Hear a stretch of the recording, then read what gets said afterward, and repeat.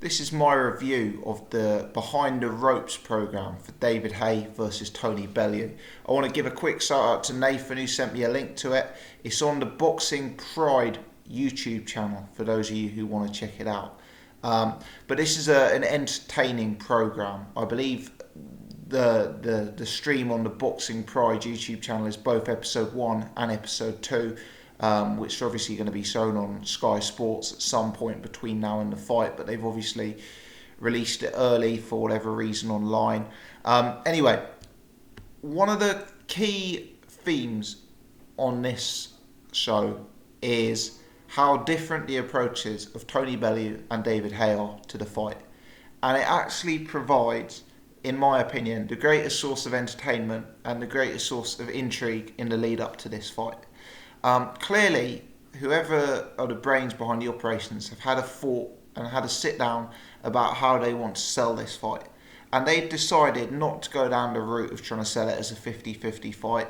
They've decided not to go down the route of trying to sell it as a real competitive matchup where, both guys' careers are on the lines and that sort of things. And to be honest, I applaud them for that because the majority of fans, certainly the hardcore boxing fans, have more sense than that.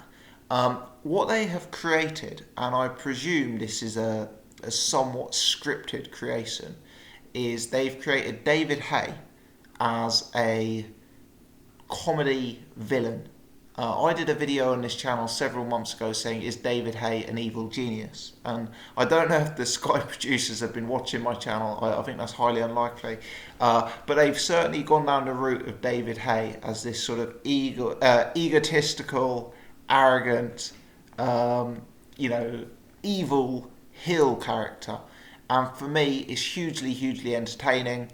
And the way they're depicting David Haye in this fight, and the difference between the way David Haye is approaching this fight towards Tony Bellew creates a great source of entertainment. So during this footage, there are clips, numerous clips of David Haye and his friend and trainer Shane McGuigan effectively lounging on a yacht in Miami, and every so often getting up and just tapping some pads, maybe playing a bit of basketball, perhaps sitting out on the sun like Bond villains with their sunglasses on, eating salads, just looking like they're having an absolute whale of a time.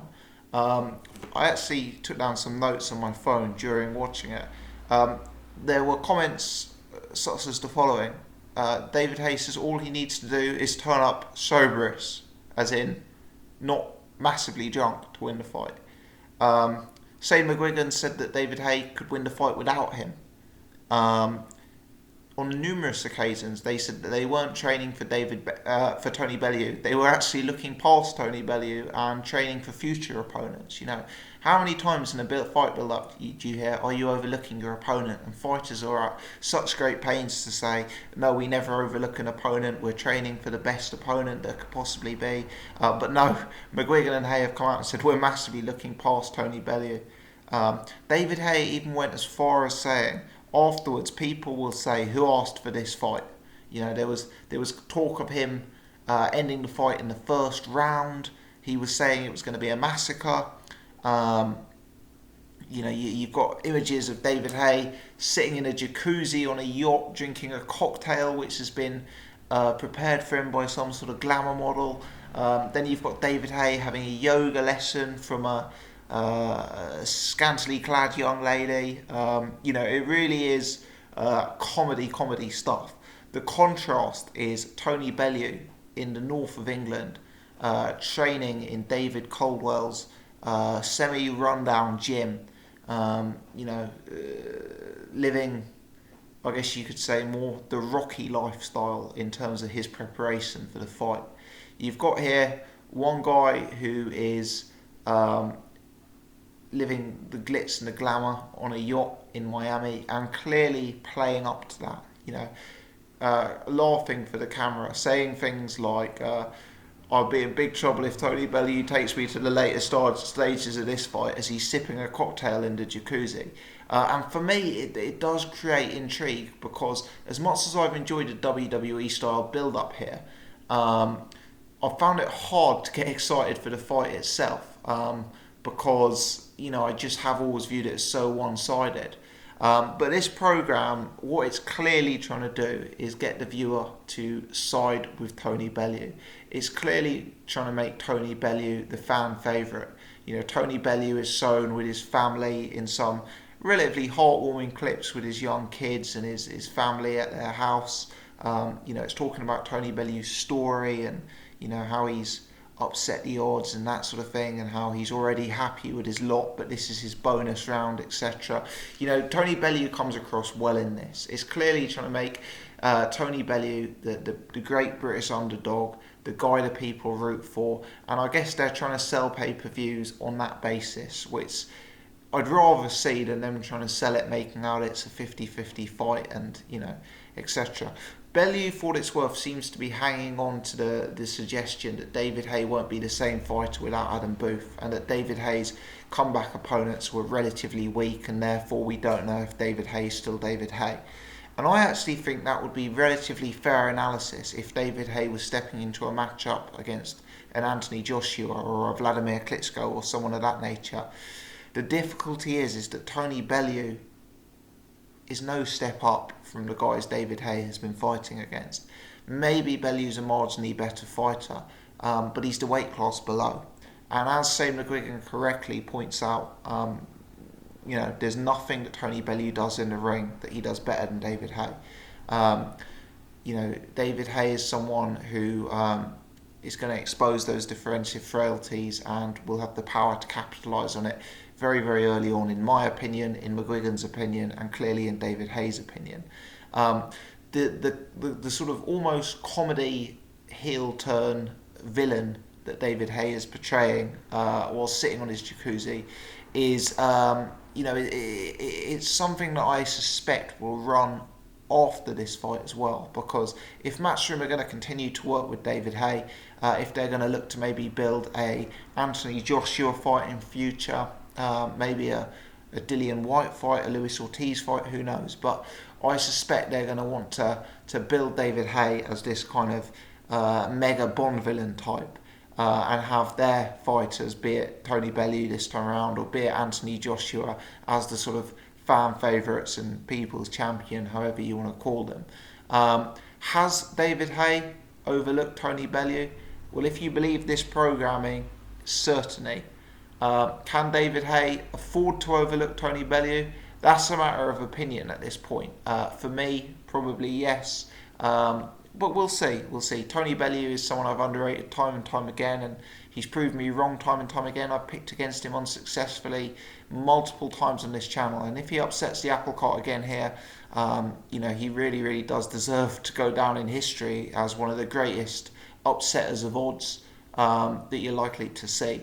I thought the programming was very, very entertaining. I thought it was very well put together, very well filmed, very well produced, and all in all, fairly entertaining. I thought the way that they've approached it by trying to highlight the differences between the two men's lifestyles and two men's preparation was very, very good actually, and adds a sort of different dimension to what you usually see in this kind of programming. And yeah, it's made me look forward to the fight next week, I must say. I am looking forward to the fight purely from a sort of event gravitas and also entertainment and comedy perspective in terms of the WWE style antics, as opposed to in the belief that I'm legit about to see a very, very competitive fight. But they're not selling it on this pay-per-view being a competitive fight. They're selling it on two guys with high knockout ratios coming to take each other out, and David Haye fans and casual fans who buy the pay-per-view are probably actually buying this hoping to see a destruction and a brutal knockout, similar to what I was saying when Chris Eubank did his pay-per-view. The Chris Eubank casual fans are buying this to see Chris Eubank do highlight reel uppercuts against a punching bag. They're not buying it to see a competitive fight, and that's often what the casual fan wants for their pay-per-view purchase in 2017. They're hoping to see vintage David Haye. They're hoping to see him land a haymaker. And it'll be interesting to see if that does happen, how Tony Bellew responds. But I enjoyed this. I thought it was well put together. I think the David Haye character does entertain me. It really does entertain me how arrogant he is and how egotistical, and just I've never seen a fighter so dismissive of an opponent before a big fight before. David Haye just cannot envisage a situation he loses to Tony Bellew, and for me that's perhaps one of the most entertaining and interesting themes on the lead up to this fight. Let me know your thoughts on this program, people. Did you enjoy it? Was your take the same as mine?